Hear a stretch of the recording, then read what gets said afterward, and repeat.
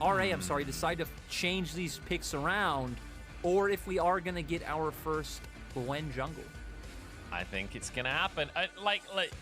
It's Leanne. Still haven't seen this combination lose out just yet, and they are sticking with what they got. We do have Gwen coming through in the jungle.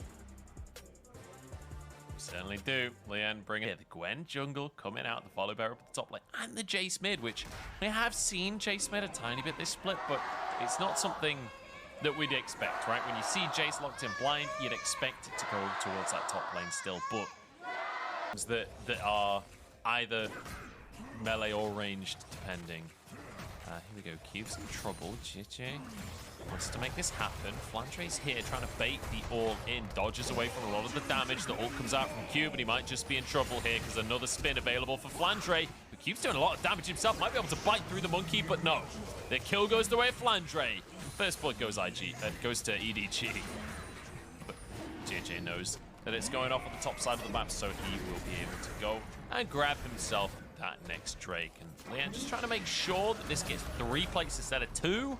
Looks like it did just about eke enough damage out. It's going to be a 2v1 as Flandre looks for a kill onto Leanne. No way is he going to pull this one off. Gets the second knock up. Cube trying to punish him, trying to answer for it, but he just doesn't have the damage. Than it is, for something like team fights. One other nice interaction with Gwen is your auto attack stack up your Q, your empowered Q, so it synergizes well that way. Just not something we've seen much of here in the LPL. Hung looking for a fight. Massive engage onto Mako, and that's a lot of sustain from this team taken off the board. The shockwave is nice, but it's not good enough as Leanne is just chasing Viper. He's going for the solo dive here. The root comes in. Scout doesn't quite have the damage. Shockwave not available, but the tower shot might help. All pushing forward. In we go over the wall. Flandre turning things around. Gets one knock up. Chasing for Eyeboy as well, but he doesn't want to go for the flash. Cube flashes back out over the wall as well. True Shot Barrage is there. And it's a small answer at the end of the fight from EDG. With having the engage support, they can utilize windows like this. We see that Flandre was still pushing down on the top side. Volibear is hovering over now. Very decisive with the engage onto Mako. They do have a lot of bursts coming out from Jace and Gwen. And then Leanne following up.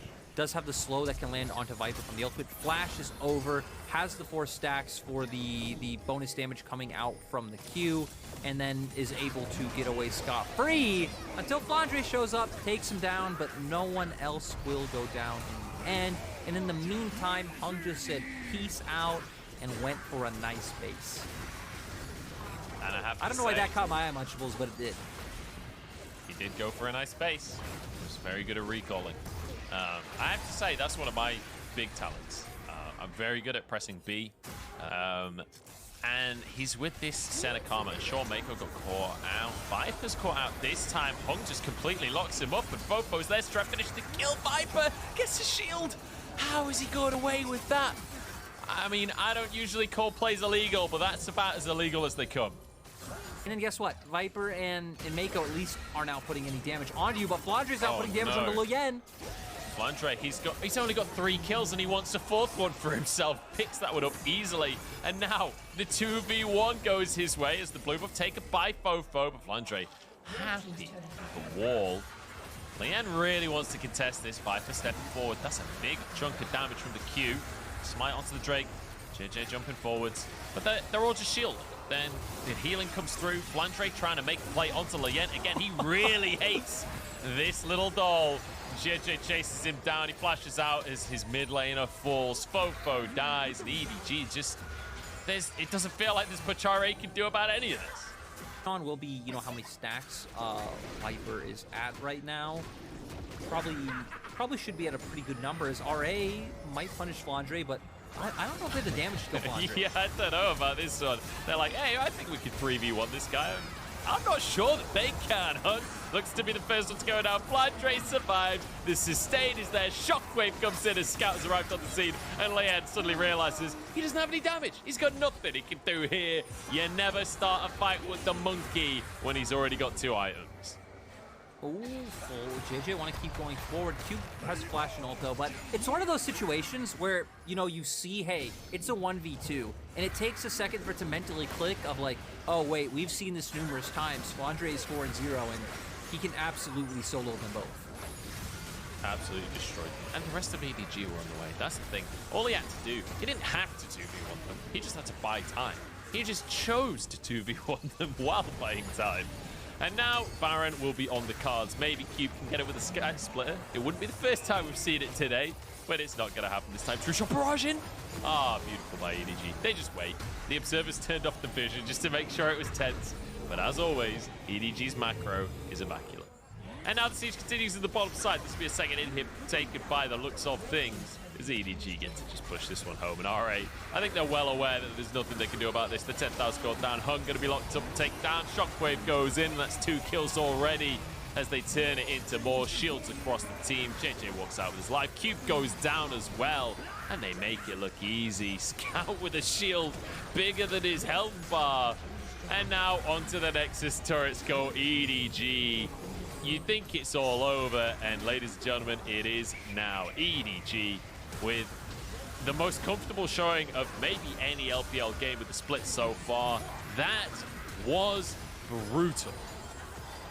And EDG showing that, hey, maybe there's another must-ban champion against them. Whether it's the Karma or the Senna, you know, whichever part of the duel you want to take off the table, probably would be the Karma, because I feel like it enables more picks. Earlier in the day, that was able to punish this sort of comp, but they do have a lot stronger laning phases coming in this time around, so they will have windows where they can potentially play and start to get in those all-in opportunities.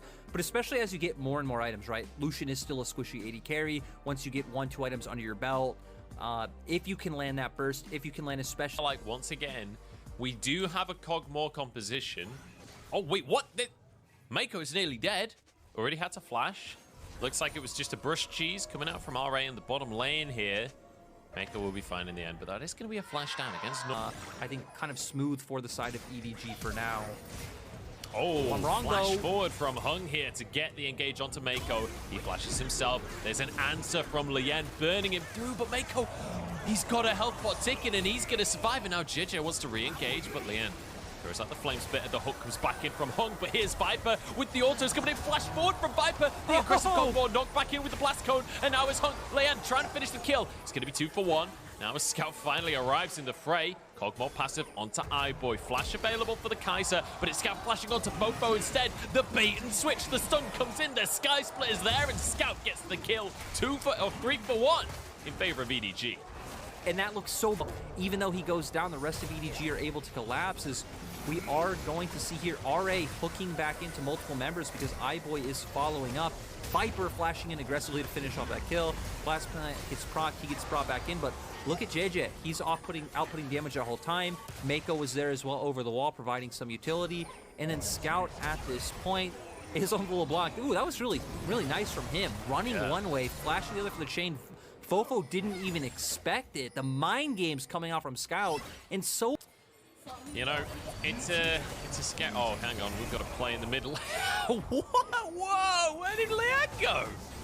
It's like a magic trick. He's vanished. Hung now in trouble as the Bio-Arcane Barrage comes in, and a bear falls out of the sky onto his head. Suddenly, the support and the jungler are just gone from RA. That'll be a red buff taken. If Cogmore needed any more advantages in this lane, he now has a red buff as well. They can swap into the mid lane if they want to. Scout can go off in the side lane. Feels like it just gets the whimsy from Mako, and it's the fastest little pug you ever did see. It's adorable. And now it's melting Hung before our very eyes. What is this champion? Scout now is in trouble as he gets all in by Fofo, but Fofo is going to answer with his life by the looks of things. Flandre here to answer. And now Cube looking to turn this one over. Great equalizer across a few people. Cube about to turn into that Mega Gnar. Mako trying to get away through the fire and the flames here. JJ over the wall with his own ultimate, and Viper has arrived. He's ready to melt some health bars. Lien feeling the wrath of that one as Cube desperate to go in, but he finds no opportunity. Terrifying to witness. Yeah, we're going to get a replay here of how Scout goes down. So Scout was trying to look for the flank coming from behind the turret to force him off. I mean, they just all turn the corner and he goes down instantly. Flandre TPing in to take out Fofo. Also did get the Lulu ultimate. We're coming right back into Flandre saying, hey, RA, this isn't your map, this is ours. Yeah, RA want to get themselves a Herald here. Cube's on the other side of the map. He's currently Mega Gnar, so if a fight kicks off, even if he TP's in, he's not going to be in a good position in terms of that Gnar. He's going to be into that mini Gnar. So now you see RA backing away from the Herald. This will go the way of EDG because let's be honest, as you rightly say, Lyric, this map belongs to them. They can take whatever they want. Now reset come through from Flandre because Drake's going to be up in 25 seconds and EDG have got to make the forward. It's kind of insane with Halo plates. Flandre's here. Hunk flashes forward here after shot keeping him alive for a bit, but Flandre just jumps into the middle of everyone and Lien forced away on the back of the fight. A valiant attempt from Hunk. I like the idea. I do like team fighting, but I'm not sure that you're strong enough to be able to go for that. He's 0-3 now. Is RA get a position on the Dragon?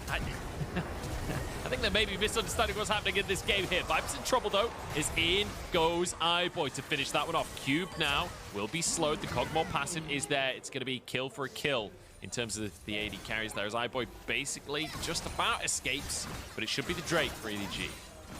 I mean, the thing is, right, this is a concept that we've talked about a lot before of, like, how to play when you're, like, from behind, when you're behind, of, like, you know, looking at things like your scaling or how fights play out. And I think RA feel very unconfident the longer this game goes forward, so they're leaning more towards, hey, it's not about, you know, defensive vision or finding picks or trying to, you know, get a big team fight win to where you can get an objective. But that is preying a lot on EDG's mistakes, which they are making. Oh my God. RA's making those.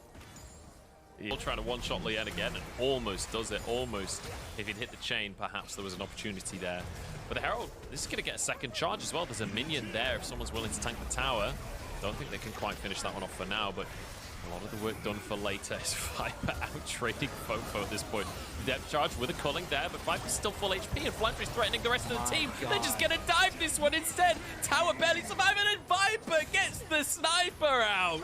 Easy kills for EDG, and now they can just waltz this one home. Down goes this mid lane tower. The inhib will fall. I don't know if EDG can finish the game right here, but let's be honest, it's all but done and dusted.